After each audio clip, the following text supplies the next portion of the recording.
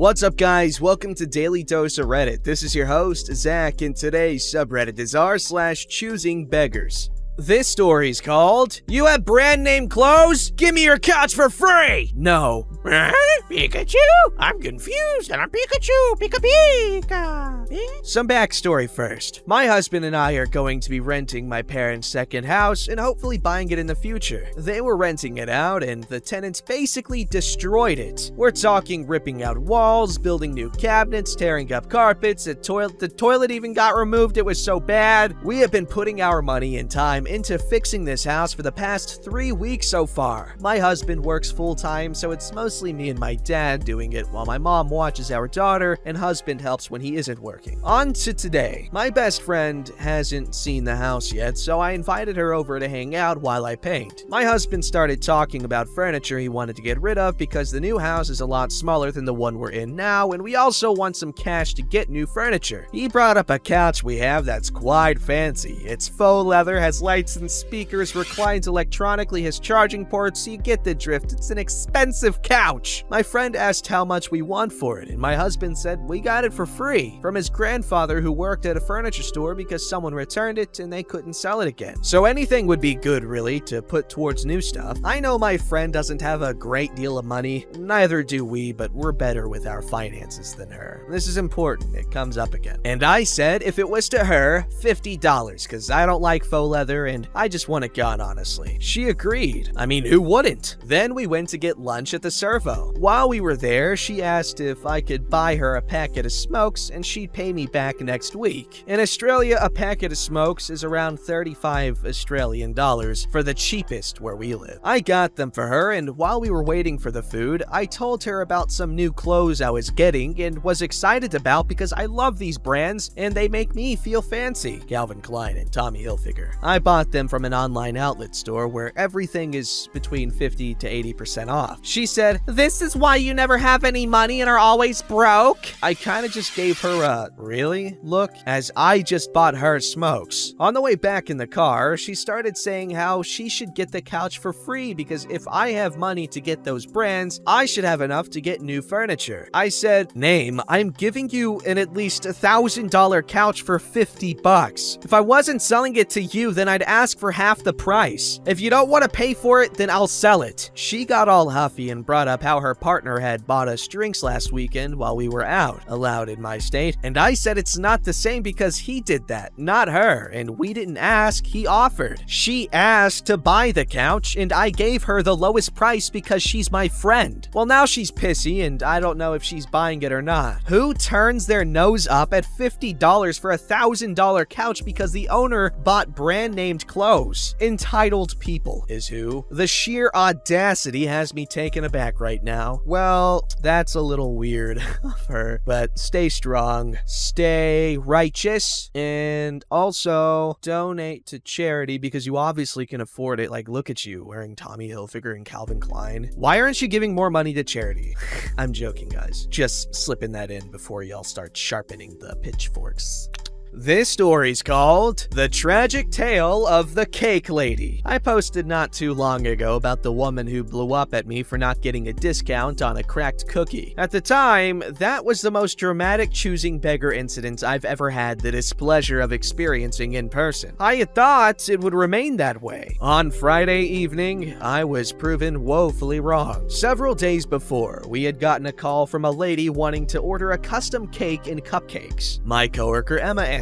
It started out standard enough, but the lady quickly proved to be difficult. She had a million super complicated questions and got extremely aggravated at being put on hold so Emma could go get the answers. After about 45 minutes, she snapped, screaming into the phone that she was sick of this and demanded to speak to a supervisor, or at least someone who actually knows what the hell they're doing. Emma was holding back tears, but passed the phone to our manager. Our Our manager spent 2 freaking hours on the phone with this woman who continued to be a problem. She was extremely vague, telling my manager to just make it look nice and getting huffy when asked for specifics on what she actually wanted. My manager could tell something was up and insisted upon going over every little detail for confirmation with this woman. Finally, they settled on a design. The order was placed, and for about a week, that was that. Friday night, 15 minutes before we close, over 5 hours after her scheduled pickup time, mind you, the lady from the phone walks in. She looked surprisingly normal, apart from the glare in her eyes, and we went to go retrieve her order. As I'm certain you all guessed by now, she had complaints. Many complaints. The shade of blue on the cupcakes was wrong, the frosting edges weren't smooth, the centerpiece on the cake was in the center when she'd wanted it slightly off-center, she wanted the entire cake dyed pink, not just the frosting, blah blah blah blah blah blah blah. Basically, everything was wrong. Even though everything was exactly what she'd agreed upon at the time, my manager had made sure of it, and this was an outrage. She wanted her money back. My manager wasn't there at the time. The owner, however, was. She called the manager and went over everything again. The manager confirming that yes, everything was what they'd agreed on, and this lady was blatantly false in claiming otherwise. Here's where you probably expect a victory, a glorious telling off of the choosing beggar who leaves in a rage as the employees all celebrate. The evil defeated. I know, I certainly did. I mean, I wasn't actually expecting the owner to take this lady down or anything. I kept my expectations realistic, but the owner had said before that this business took great pride in not allowing its employees to be mistreated and would refuse to do business with abusive people. This lady fit that description to a T, so I thought that the owner would refuse her demands and tell her to go away, as I had been told was the way we did things. No. Instead, I watched with a dismayed sort of disgust as the owner gave this bimbo a $50 refund and apologized for it not having been what she wanted. Never mind the fact that we all knew that she was lying. Never mind the fact that she'd been absolutely horrible to the employees, which was supposed to be a big no-no. Never mind the fact that this was clearly exactly what she wanted this entire time. I know it's naive of me, but I honestly felt a bit betrayed, I suppose. I'd been promised that this place wasn't like others, that the employees were valued and would be defended, that butthole customers were not welcome and would not be tolerated, and that I could do nothing but stand there and watch as a woman who'd left my coworker in tears and made all our lives a collective hell was rewarded for her behavior. She's going to do it again. If not to us, then to some other poor workers, because my boss just effectively reinforced that being a colossal bimbo is how to get what she wants. I know people here like to have happy or triumphant endings, but there isn't one. This lady was a huge choosing beggar, nitpicked everything, made unrealistic demands, demanded it for a ridiculous discount, and got what she wanted. And I'm just furious. I know some will say this doesn't count as a choosing beggar, and maybe not, but I thought it fit the parameters and needed to get it off my chest. What a ridiculous freaking owner, stupid-headed owner. Freaking, you're gonna kill everything in the entire planet with what you just did, basically. I mean, at this point, the world being overrun by Karens is the destruction of the world to me. But it's pretty profitable.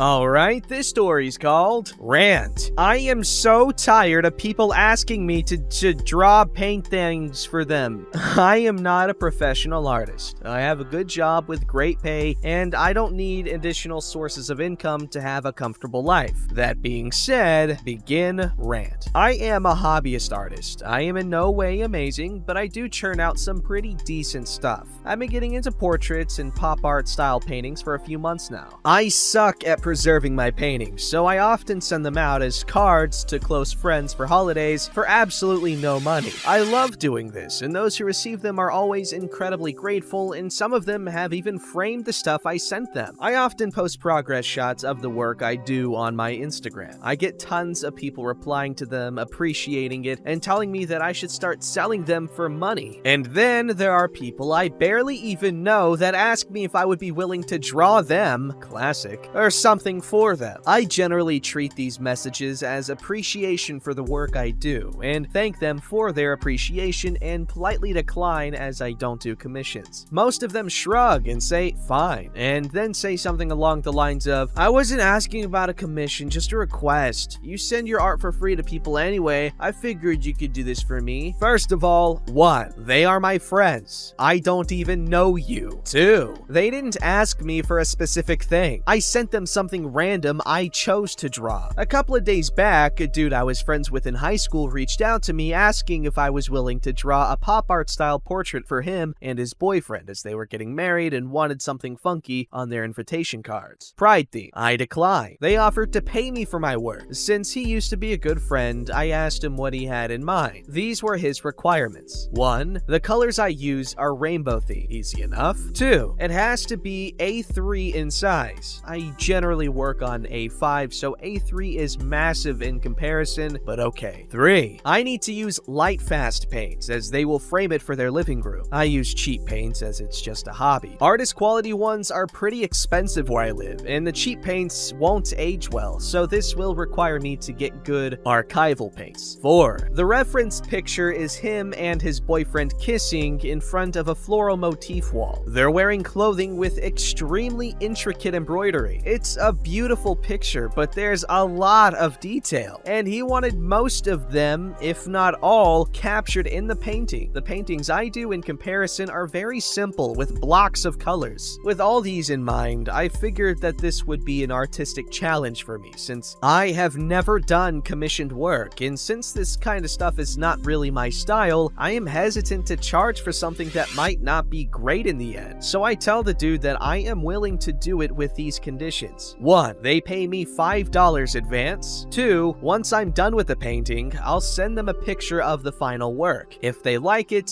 they can pay me the rest of the amount plus shipping and I'll send it to them. 3. If what I made was not what they had in mind, they don't need to pay me anything. I won't sell the painting to anyone since it is their photo and just treat it like practice. He tells me that point number 3 makes no sense since they'd have paid me $5 for it and they wouldn't have anything with them. He insisted that I mail the painting no matter what and he'd only pay me if they liked it. I said that the $5 is the compensation for the hours and hours of work I'll be putting into what they asked me, and also the included cost of the materials that I'll need to buy. Way more than $5, but it's not like I'll use all of it in one painting, so whatever. Yes, but that advance is for the actual product, not labor. Look, I'm not a professional artist, so if you want a sure thing, you should probably reach out to one. The stuff you ask is not my style, and I don't want to charge you for something that isn't good. But the $5 is for my effort. Plus, $5 is literally nothing compared to what you'd normally pay. Well, I asked you because I have full confidence in your ability. Okay, let's table this for later. If you end up making a good one, how much will you want the painting for? Let's see. $50 should be good. So $45 including the advance. No, $50 more. That's too much. Well, I'd have spent close to 50 hours on that, so I think it's fair enough. You aren't even professional. You can't demand that much. Well, it's fine if you want to ask someone else. I don't care. I like your art style. I wanted you to do it. How much were you willing to pay? Tell you what, I'll give you $5 advance and another $5 for the painting and shipping. Artist quality paints will cost me $30 to $40. Well, if you made a messed up painting, you'd get no money in the end, according to your own conditions. That's fine. I'll treat it as practice. I would have dug my own grave, and that's not on you. So why don't you practice, then send the finished painting to me for just shipping extra? No. You make no sense. Perhaps, but you're also asking professional level art for $5. I'm sorry, I do this as a hobby, and spending hours to make something perfect for $5 is just not worth it. I work full-time as well. It's not gonna happen. I am charging way less than an actual artist would charge as well. You earn more than I do. You don't need this money. We were friends in school, and I was gonna invite you to our wedding. Can't you make this our wedding gift? No. Well, F you then. Dude then went on to rant about this in an Instagram story. Lied that I'd asked close to $300, tagged me, and then said that no one should approach me for any requests because I'm an unreasonable, entitled bimbo with crappy artwork. Maybe my conditions don't make sense. I was viewing this as an improvement opportunity plus some extra cash, but clearly I was too entitled. I'm so tired of people reaching out to professional or hobbyist artists with requests and offering little to no pay for their effort. This is not how it works. My heart weeps for professional artists who rely on their art for income, who have to wade through a bunch of folks like this for every legit request. That's bonkers, man. Art is hard, especially portraits. You know, stick figures are peak portraiture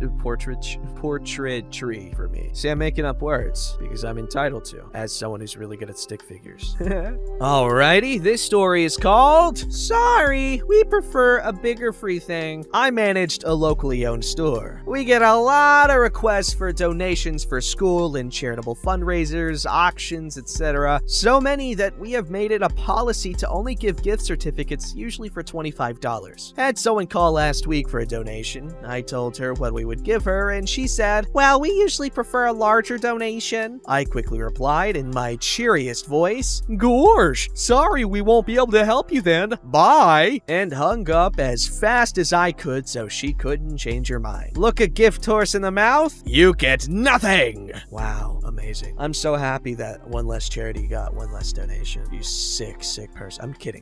Charity, you're a jerk. You should always accept donations, no matter how small. Fill your storage room with pennies. Don't forget to like, subscribe, and hit that bell to never miss an episode.